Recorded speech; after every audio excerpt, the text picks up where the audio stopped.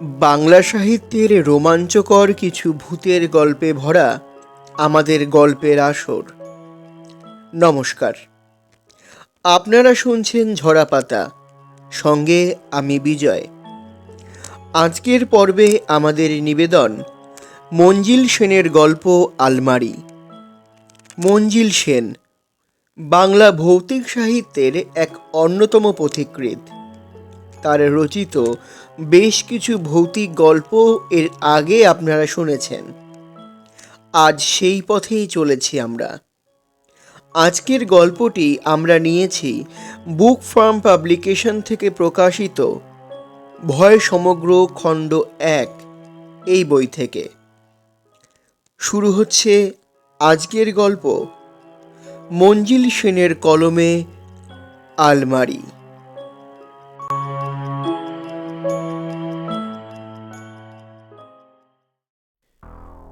প্রথম থেকেই কেন জানি না কাঠের আলমারিটাকে আমি সুনজরে দেখিনি। কুচকুচে কালো রঙের প্রকাণ্ড আলমারিটা আমার মনে কেমন যেন একটা অস্বস্তি তৈরি করেছিল। প্রমীলাকে অবশ্য এ নিয়ে কিছু বলা বৃথা। পুরনো আসবাবপত্রের ওপর দারুণ ওর ঝোঁক।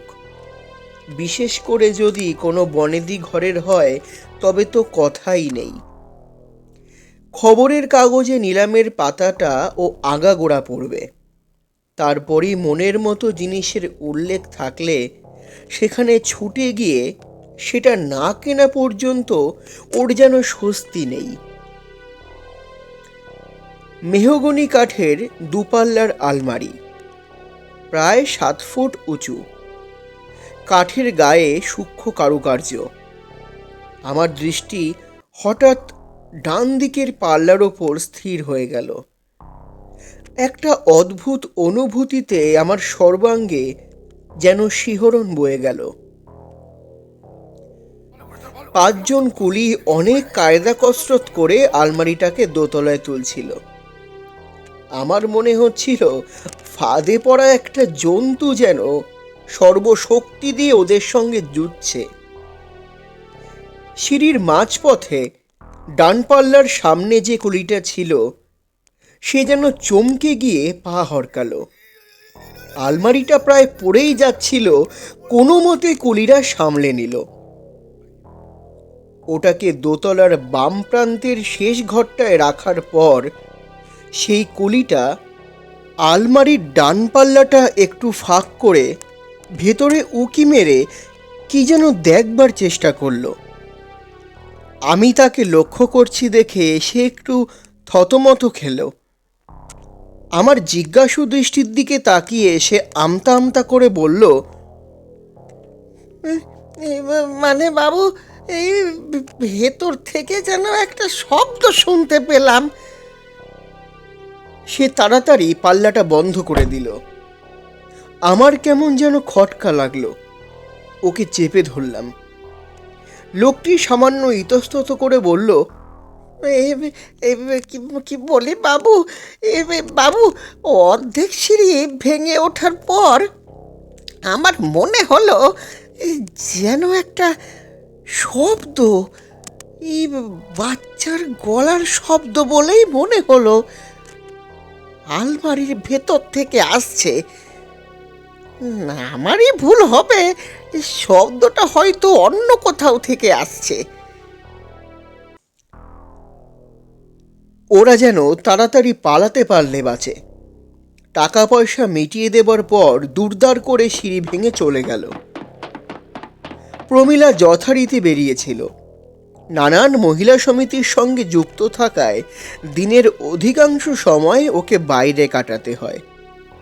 আমি নিচে বসবার ঘরে বসে একটা সিগারেট ধরিয়েছি এমন সময় আমাদের 10 বছরের মেয়ে খুকু স্কুল থেকে বাড়ি ফিরল।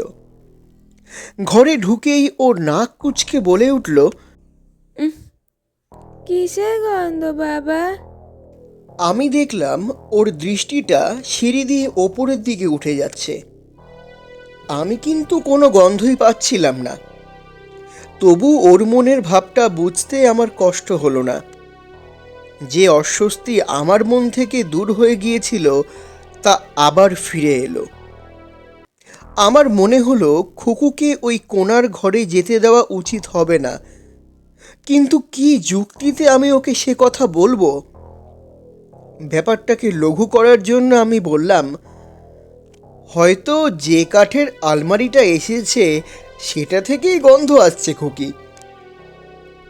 আজ না হোক কাল তো আলমারিটাও দেখবেই, সুতরাং লুকোচুরি করে লাভ নেই কোনো। খুকু কিন্তু আলমারির কথা শুনেই কৌতূহলী হয়ে উঠল। লাফিয়ে 2-3টে সিঁড়ি টপকে ওপরে উঠতে লাগলো। আমিও তাড়াতাড়ি ওর পেছনে ছুটলাম। আমার মন বলছিল ওকে একা আলমারির কাছে ছেড়ে দেওয়া ঠিক নয়। সিঁড়ি দিয়ে উঠেই দোতলার ভেতরের বারান্দার বাঁ দিকে মোড় নিতেই আমার চোখে পড়ল খুকু ওই ঘরের দোরগোড়ায় থমকে দাঁড়িয়েছে। আলমারিটার দিকে ও যেন সম্মোহিতের মতো তাকিয়ে আছে। আমি পা টিপে টিপে ওর পেছনে দাঁড়ালাম। আলমারিটার দিকে তাকিয়ে আমার মনে হতে লাগলো যেন ওটা একটা হিংসুটে দৃষ্টি নিয়ে খুকুর দিকে নিঃশব্দে তাকিয়ে আছে। আর এই প্রথম একটা ক্ষীণ গন্ধ আমার নাকে এসে লাগলো। গন্ধটা কটু নয়, ঠিক ভাষায় প্রকাশ করাও সম্ভব নয়, তবুও আমার মনে হতে লাগলো গন্ধটা যেন পার্থিব নয়, গন্ধটা অন্য কিছু হবে। খুকুও এই গন্ধটাই টের পেয়েছিল। দুপা পিছিয়ে ও বলল, কি বিচ্ছিরি গন্ধ না? আমি সহজ হবার চেষ্টা করলাম। বললাম, "আহ, খুকু, পুরনো আলমারি বোধহয় অনেক দিন গুদামে পড়েছিল, তাই একটা গন্ধ হয়েছে, আর কিছু নয়। তুমি নিচে চলো মা।" গন্ধটা ক্রমেই যেন তীব্র হয়ে উঠেছে। পর মুহূর্তেই একটা ব্যাপার আমার কাছে পরিষ্কার হয়ে গেল। গন্ধটা কাঠের আলমারি থেকে আসছে ঠিকই, তবে যেন ডান দিকের পাল্লার ভেতর থেকে, বন্ধ পাল্লার ভেতর থেকে যেন দমকে দমকে গন্ধটা আসছে। আমি আর নিজেকে সামলে রাখতে পারলাম না। একটা নিষ্ঠুর আক্রোশে এক হ্যাঁচকা টানে ডান দিকের পাল্লাটা খুলে ফেললাম। পর মুহূর্তেই আমি সমস্ত শক্তি দিয়ে পাল্লাটাকে ঠেলে বন্ধ করার চেষ্টা করলাম। খুকুকে কিছুতেই ভেতরটা দেখতে দেওয়া যাবে না, কিন্তু পাল্লাটা কোথায় যেন আটকে গেছে, কিছুতেই বন্ধ হচ্ছে না। আমি স্পষ্ট বুঝতে পারলাম খুকু আমার পেছনে এসে দাঁড়িয়েছে। আমি ওর পায়ের শব্দে পেছনে ফিরে তাকিয়েছিলাম, তারপরেই আবার মুখ ফেরালাম। পাল্লার ফাঁক দিয়ে ডান দিকের একটা ফাঁকা গহ্বরের মতো দেখা যাচ্ছে। আগেই বলেছি আলমারিটা প্রকাণ্ড, চওড়া অনেকটাই। ভেতরে দুটো ভাগ, বাদিকে কাপড় চোপড় রাখার জন্য তাক বা শেলফ, আর ডান দিকে তাক কম। দুটো তাকের মধ্যে অনেকটা ব্যবধান, জামা কাপড় টাঙিয়ে রাখার জন্যই এই ব্যবস্থা। তাকগুলিও বেশ চওড়া। আমি হলফ করে বলতে পারি পাল্লাটা খুলেই বন্ধ করার জন্য আমি যে সজোরে চাপ দিয়েছিলাম, সেই সামান্য সময়টুকুর মধ্যেই ডান দিকে একটা বাচ্চা মেয়ের জড়সড় অস্পষ্ট মূর্তি আমার চোখে পড়েছিল। দ্বিতীয়বার কিন্তু আমি আর কিছু দেখিনি, ফাঁকা আলমারি ছিল। আমি কি তবে ভুল দেখলাম? সবটাই কি আমার চোখের ভুল? পাল্লাটা বন্ধ করে আমি খুকুর দিকে ফিরে দাঁড়ালাম। আমার চোখে চোখ পড়তেই ও মুখ ফিরিয়ে নিল। খুকু কি তবে ওটা দেখেছে? ওর ব্যবহারে আমি চিন্তিত হয়ে উঠলাম। ও যদি ভয় পেয়ে ঘর থেকে দৌড়ে পালাতো, ঘটনার পরিপ্রেক্ষিতে সেটাই হতো স্বাভাবিক আচরণ, কিন্তু ও আমার কাছ থেকে যেন কিছু লুকোতে চাইছে, অথচ আমার ওপরেই ওর টানটা বেশি। মাকে জানা বলে আমার কাছে ওর তো বলা চাই চাই। এই নিয়ে আমরা বাপ বেটিতে নিজেদের মধ্যে কত সময় কৌতুক করেছি। আমি প্রমিলার কাছে কিছু খুলে বললাম না। কী বা বলবো, ও আলমারিটা ঝেড়ে মুছে পরিষ্কার করতে লেগে গেল। কোনো রকম অস্বাভাবিক কিছু ওর চোখে পড়ল না। খুকুও যেন একটু বেশি উৎসাহ নিয়েই মায়ের কাজে সাহায্য করতে লাগলো। আলমারিটার ওপর ওর একটা তীব্র আকর্ষণ অনুভব করে আমি খুব অস্বস্তি বোধ করতে লাগলাম। প্রথম দিন যে বিচিত্র গন্ধটা আমি আর খুকু অনুভব করেছিলাম, পরে কিন্তু তা আর পাইনি। প্রমিলাও আলমারিটা পরিষ্কার করার পর আর ওটাতে হাত দেয়নি। ওই ওর স্বভাব, একটা জিনিস নিয়ে দু একদিন মেতে উঠবে, তারপর আবার অন্য কিছু একটা নিয়ে মাতবে। কয়েকটা দিন কেটে যাবার পর আমার মনে হতে লাগলো সমস্ত ব্যাপারটাই আমার কল্পনা। কিন্তু তবু খুকু একা একা ওই ঘরে থাকুক, এটা আমার মনোপুত হলো না। সপ্তাহখানেক পর আমি একদিন অফিস থেকে ফিরে টেবিলের ওপর একটা চিরকুট পেলাম। প্রমিলা লিখেছে নারী কল্যাণ সমিতির একটা জরুরি মিটিংয়ে ওকে যেতে হয়েছে, ফিরতে রাত হবে। খুকু পাশের বাড়ি তার বন্ধু মনির সঙ্গে খেলা করতে গেছে। ওর কাছে বাইরের দরজার একটা চাবি আছে। খুকু পাশের বাড়ি আছে মনে করে আমি জামা কাপড় ছেড়ে ড্রয়িং রুমে একটা বিলিতি জার্নাল নিয়ে বসলাম। ও যে একা একা বাড়ি নেই এই কথাটা ভেবে আমি বেশ নিশ্চিন্ত বোধ করছিলাম। হঠাৎ ওপর থেকে টুকরো টুকরো কথা ভেসে আসতেই আমি কান খাড়া করলাম। দুজন ছোট মেয়ের কণ্ঠস্বর।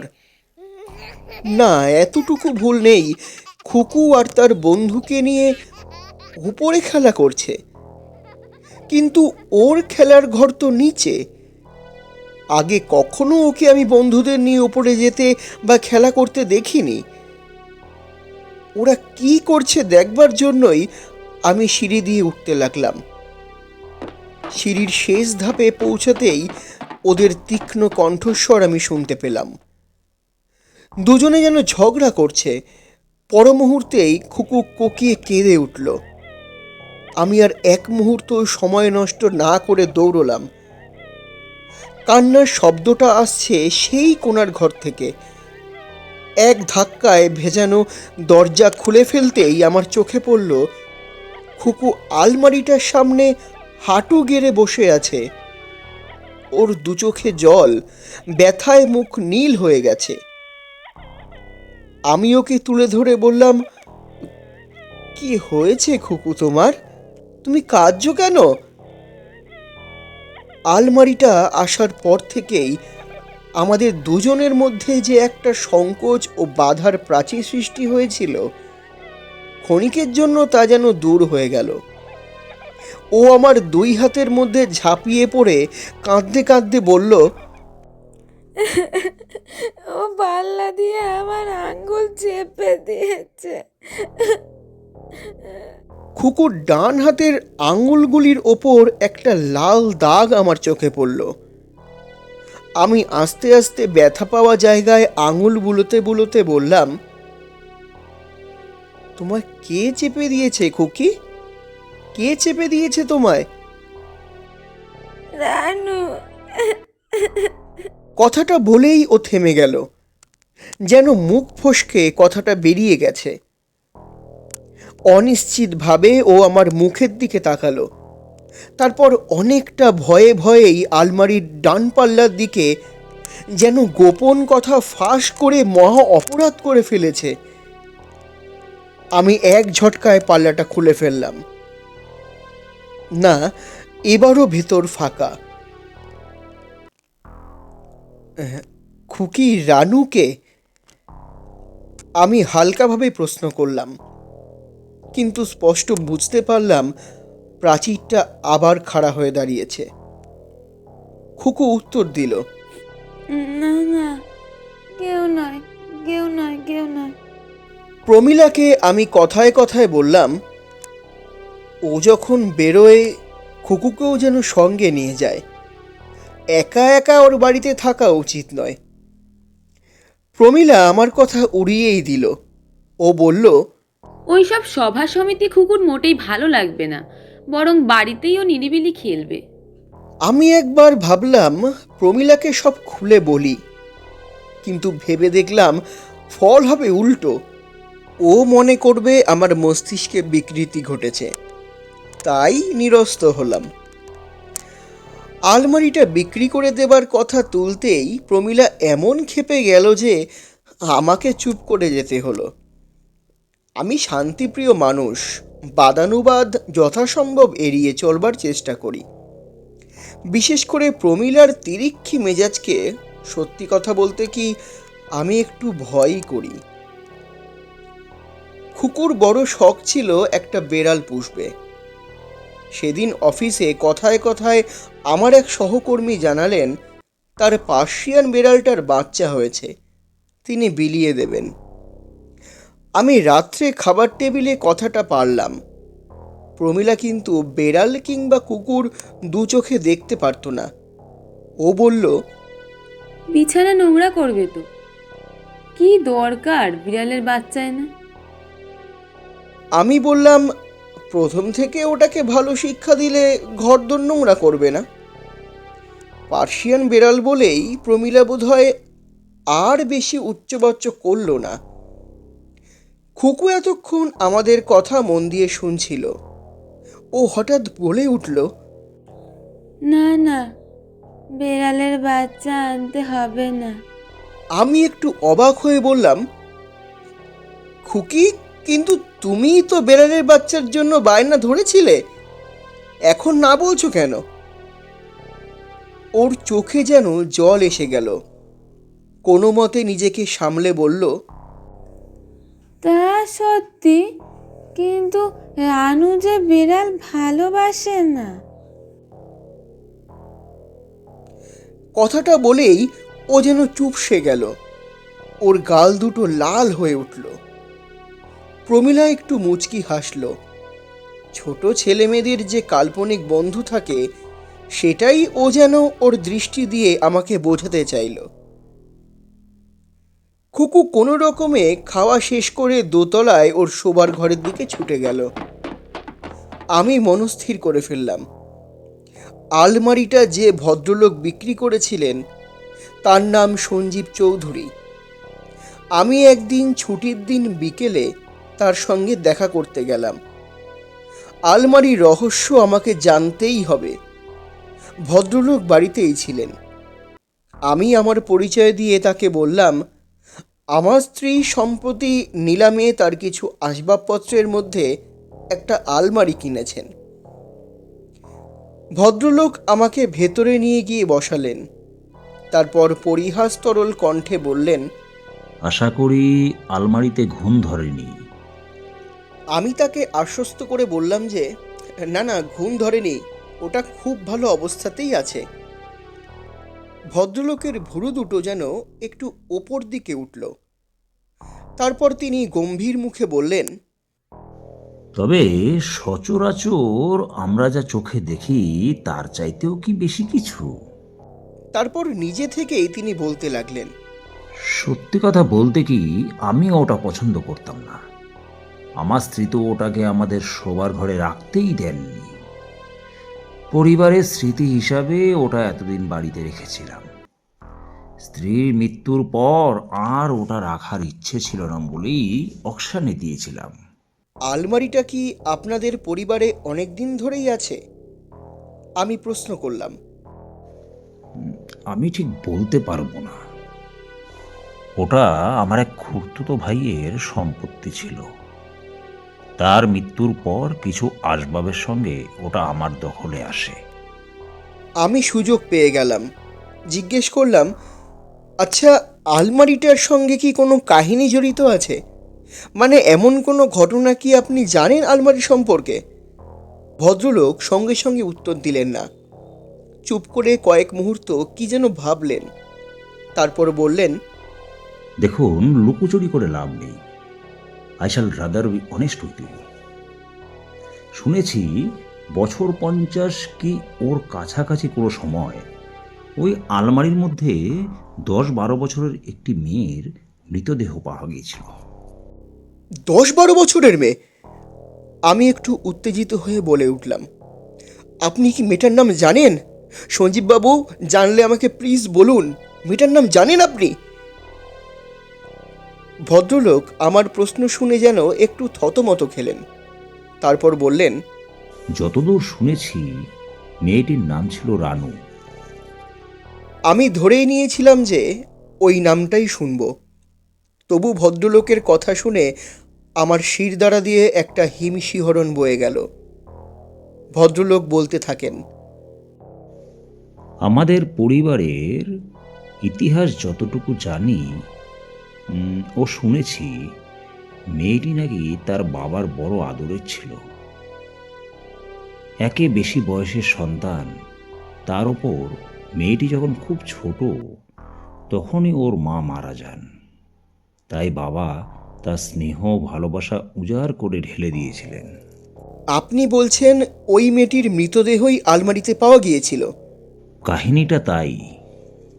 ভদ্রলোক চুপ করে কি যেন ভাবলেন, তারপর বলে উঠলেন, আশা করি আপনাদের কোনো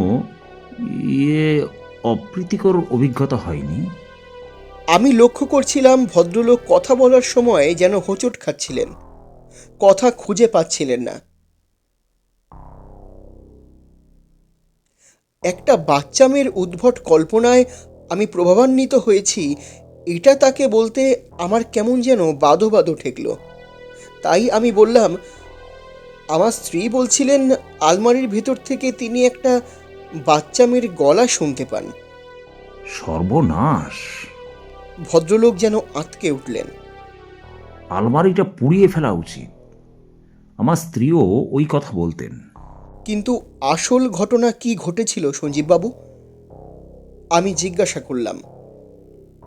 ভদ্রলোক আবার বলতে শুরু করলেন, সুধাকান্ত, অর্থাৎ সেই বাবা ও মেয়ে রানুর মধুর সম্পর্কের মধ্যে প্রথম চির ধরল যখন সুধাকান্ত মেয়ের দেখাশোনা করার জন্য যে মহিলাকে রেখেছিলেন তার মোহে পড়ে গেলেন। ভদ্রমহিলার নাম ছিল সৌদামিনী। সুধাকান্ত মারা যাবার অনেক বছর পর সৌদামিনীর মৃত্যুকালীন জবানবন্দি থেকে ঘটনাটি জানা গিয়েছিল। সুধাকান্তর এক দুঃসম্পর্কের ভাই ওই বাড়িতেই থাকত। তার নাম ছিল প্রাণতোষ।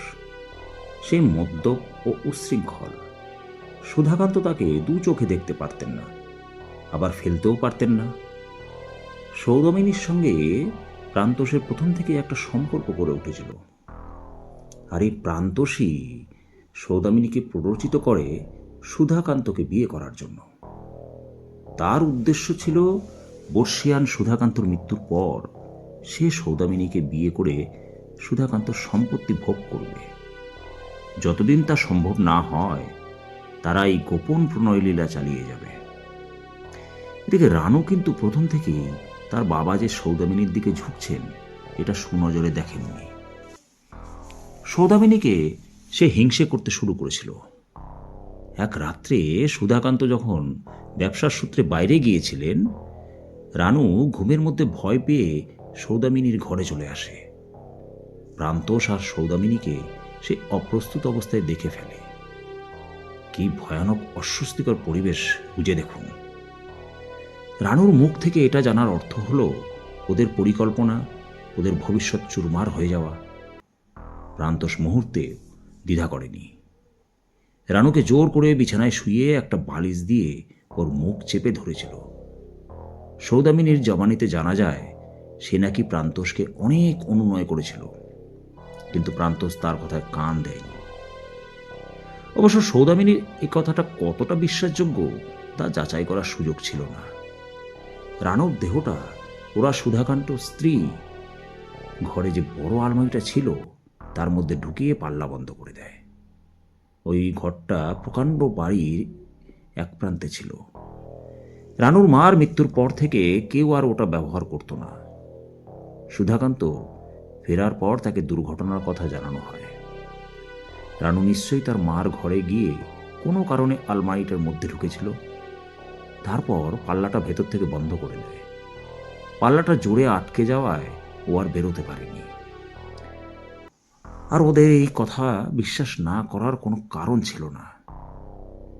এই ঘটনায় সুধাকান্ত ভয়ানক ভেঙে পড়েন।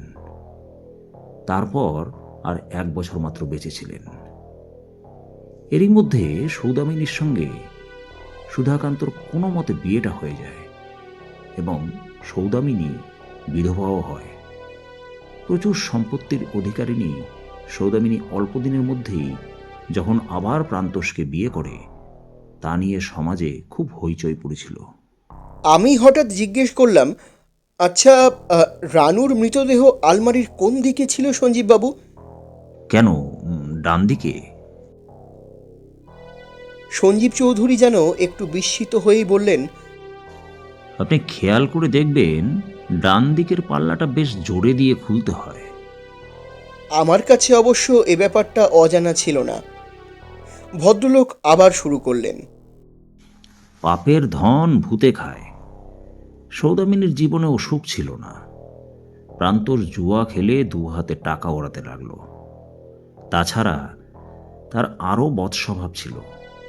এসব কথা সৌদামিনী আগে জানতো না। বিয়ের পর প্রান্তোষের আসল মূর্তি দেখে সে স্তম্ভিত হয়ে যায়। প্রান্তোষ তার উপর অত্যাচারও শুরু করে। ক্রমে তাকে কাল রোগ ধরে। তখনকার দিনে যক্ষার ভালো চিকিৎসা ছিল।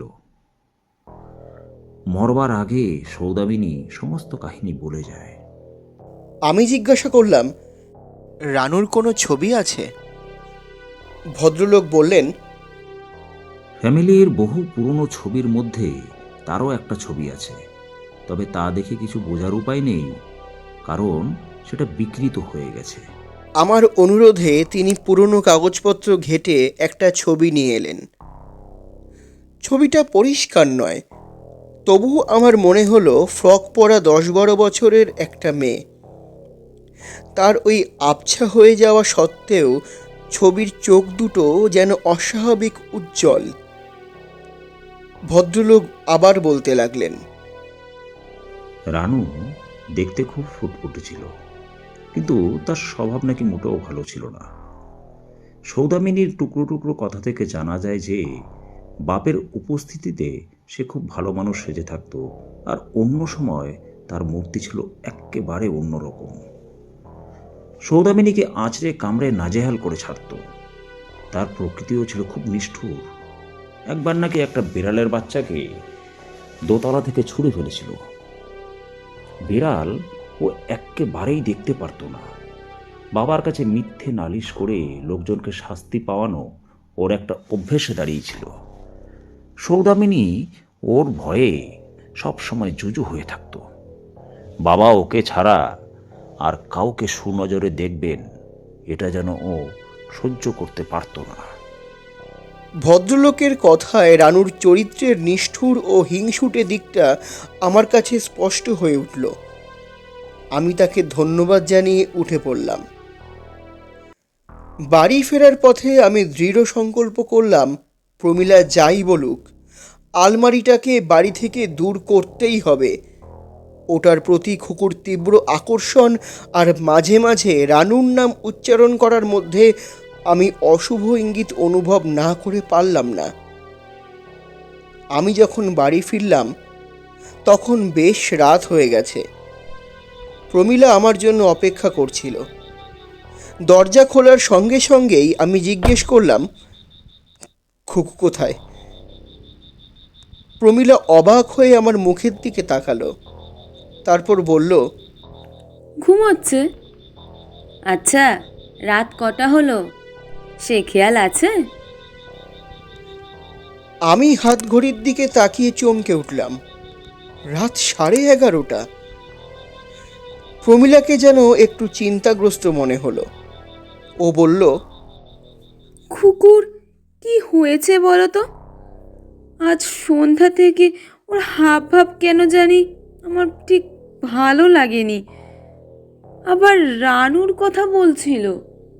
আমি স্থানুর মতো দাঁড়িয়ে রইলাম। একটা অজানা আশঙ্কা আমাকে যেন গ্রাস করে ফেলতে চাইছে। প্রমীলা একটু থেমে আবার বলল, মনে হলো ও যেন খুব ভয় পেয়েছে। কি হয়েছে জিজ্ঞেস করতেই না ও আমাকে দু হাতে আঁকড়ে ধরলো, ওই সেই ছোট্টবেলায় ঠিক যেমনটা করতো। বলল রানু নাকি ফিরে আসতে চায়। আমি আর অপেক্ষা করলাম না। আমার বুকের মধ্যে যেন হাঁপড় পড়ছে। টপাটপ সিঁড়ি টপকে আমি ছুটলাম খুকুর শোবার ঘরের দিকে। প্রমীলাও যেন ভয় পেয়ে আমার পেছন পেছন ছুটল। খুকুর শোবার ঘরের দরজা খোলা, বিছানা খালি। অন্য প্রান্তে সেই ঘরটার দরজা কিন্তু ভেজানো। আমি ছুটে গিয়ে এক লাথি মেরে দরজাটা খুলে ফেললাম। তারপরে আলমারির ডান পাল্লা ধরে টান মারলাম। পাল্লাটা শক্তভাবে এঁটে গেছে। সমস্ত শক্তি দিয়ে দ্বিতীয়বার টান মারতেই ওটা খুলে গেল। এবার আর আমার চোখের ভুল হয়নি। ডান দিকের দুই তাকের মাঝখানের ফাঁকে আলমারির গায়ে একটা দেহ হাঁটু মরা অবস্থায় যেন ঠেস দেওয়া রয়েছে। আমি ওকে কোলে তুলে নিলাম। প্রমীলা তাড়াতাড়ি ঘরের সব জানালা খুলে দিল।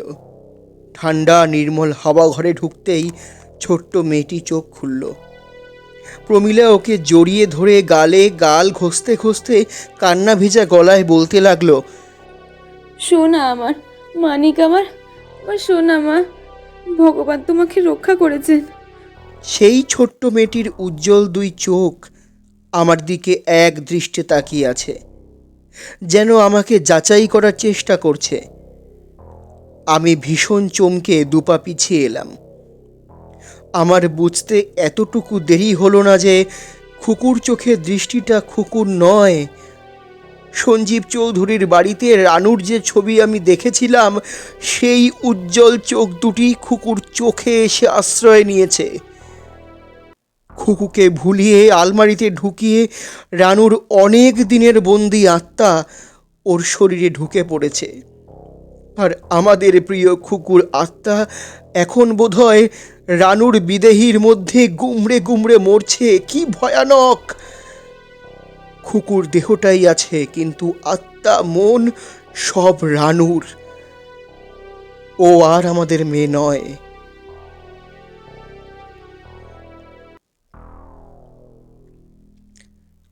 খুকু তাড়াতাড়ি সেরে উঠতে লাগলো। প্রমীলার আনন্দ আর ধরে না, কিন্তু আসল ঘটনা শুধু আমিই জানি। অনেক সময় লক্ষ্য করেছি ধূর্ত চোখ দুটো আমাকেই দেখছে, যেন বিদ্রূপ করছে। আমি যে ওর একমাত্র শত্রু তা যেন ও বুঝে নিয়েছে। প্রমীলাই এবার আলমারিটা বিদেয় করার জন্য ব্যস্ত হয়ে পড়ল, আর বাদ সাধলাম আমি। আলমারিটার মধ্যে দিয়েই রানু খুকুকে ঠকিয়ে ওর শরীরে ভর করেছে। হয়তো এটার মধ্যে দিয়েই আবার খুকুকে আমি ফিরে পাবো, এই ক্ষীণ আশা আমার ছিল। প্রমীলা বেরিয়ে গেলেই আমি চুপি চুপি ওপরে গিয়ে ঘরে ঢুকতাম। তারপর আলমারির ডান দিকে পাল্লাটা খুলে খুকুর নাম ধরে বারবার ডাকতাম। একদিন আমার স্পষ্ট মনে হলো যেন আমি খুকুর গলা শুনলাম, বাবা, বাবা আমি এখানে, বাবা, বাবা আমি এখানে, বাবা। আর ঠিক সেই মুহূর্তেই পেছন থেকে কারো উপস্থিতি অনুভব করতে পারলাম। ফিরে তাকালাম, খুকুর দেহটা আমার ঠিক পেছনে এসে দাঁড়িয়েছে। ওর চোখ দুটো জ্বলজ্বল করছে, মুখ থেকে সব ছদ্ম আবরণ খসে পড়েছে। সেখানে ফুটে উঠেছে একটা হিংস্র উল্লাস। ও আর ফিরে আসবে না। যে মুখ একসময় আমাদের বড় আদরের খুকুর ছিল, সেই মুখে এক টুকরো উদ্ধত বেপরোয়া হাসি ফুটে উঠল। সেটা তোমার ভুল, ও এসে গেছে। আমি যথাসম্ভব নিজেকে শান্ত করে বললাম। ওর মুখে একটা অনিশ্চয়তার ভাব ফুটে উঠল। তারপর ও এগিয়ে এসে পাল্লার ফাঁক দিয়ে উকি মেরে দেখবার চেষ্টা করলো। ওকে যে আমি ফাঁদে ফেলেছি তাও বোঝবার আগেই আমি দু হাতে ওর গলা টিপে ধরলাম। ও আমার হাত থেকে নিজেকে ছাড়াবার চেষ্টা করতে লাগলো, কিন্তু আমি আর ওকে সুযোগ দিলাম না। জোর করে আলমারির মধ্যে ঢুকিয়ে পাল্লাটা চেপে ধরলাম। আমার মন আনন্দে নেচে উঠল। যখন পাল্লাটা খুলবো তখন খুকুকে আমি ফিরে পাবো। আমার খুকুকে আমি ফিরে পাবো। কিন্তু আমার হিসেবে সামান্য ভুল হয়ে গিয়েছিল। তাড়াতাড়িতে আমি ওর গলাটা এত জোরে চেপে ধরেছিলাম যে ঘাড় মোটকে দেহটা শেষ হয়ে গিয়েছিল। খুকু আর ওর মধ্যে ফিরে আসার সুযোগই পায়নি।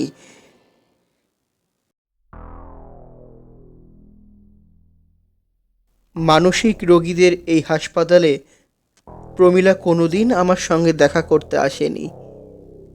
ওকে আমি দোষ দিই না, ওর বিশ্বাস আমি খুকুকে মেরে ফেলেছি। কিন্তু সঞ্জীব চৌধুরী প্রায় আসেন। আমি বুঝতে পারি ভদ্রলোক সমস্ত ঘটনার জন্য মনে মনে নিজেকেই দায়ী করেন। তাই আমার প্রতি একটা দায়িত্ববোধও যেন অনুভব না করে পারেন না। তার মুখেই আমি শুনেছিলাম প্রমীলা আলমারিটাকে বিক্রি করে দিয়েছে। ওটাকে পুড়িয়ে ফেলাই উচিত ছিল, খুকু আর কোনোদিন ফিরে আসবে না। কিন্তু রানুর আত্মা যে ওটার মধ্যে আবার আশ্রয় নিয়েছে সে বিষয়ে আমি সুনিশ্চিত। সুযোগ পেলেই ও আবার ওর বয়সী কোনো মেয়েকে ছলনায় ভুলিয়ে বেরিয়ে আসবে। পুরনো আলমারি কেনার আগে আপনারা ভালো করে দেখে নেবেন। মনে রাখবেন 7 ফুট উঁচু মেহগনি কাঠের কালো বার্নিশ, সারা গায়ে সূক্ষ্ম সূক্ষ্ম কারুকার্য, আর ডান দিকের পাল্লাটা আটকে যায়। আপনাদের যদি 10-12 বছরের মেয়ে থাকে তবে এই পুরনো আলমারির ধারপাশ দিয়েও হাঁটবেন না, এই আমার একান্ত অনুরোধ।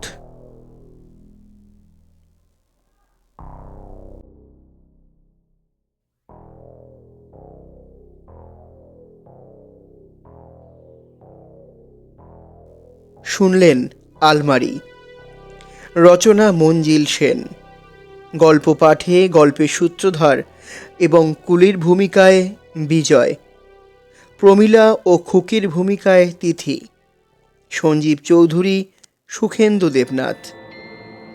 সমগ্র পরিকল্পনা এবং পরিচালনা স্টাডি একাডেমি এবং সাহাস ক্রিয়েশন। পোস্টার ডিজাইনে রয়েছে চারুলিপি, শব্দগ্রহণ এবং আবহ সঙ্গীত তরঙ্গ দ্য আল্টিমেট মিউজিক। দেখা হচ্ছে আগামী পর্বে নতুন একটি গল্প নিয়ে। ততক্ষণ শুনতে থাকুন, গল্পে থাকুন ঝরাপাতার সঙ্গে। ঝরাপাতা, কবিতার ও গল্পের কথা বিজয়ের সঙ্গে। ধন্যবাদ।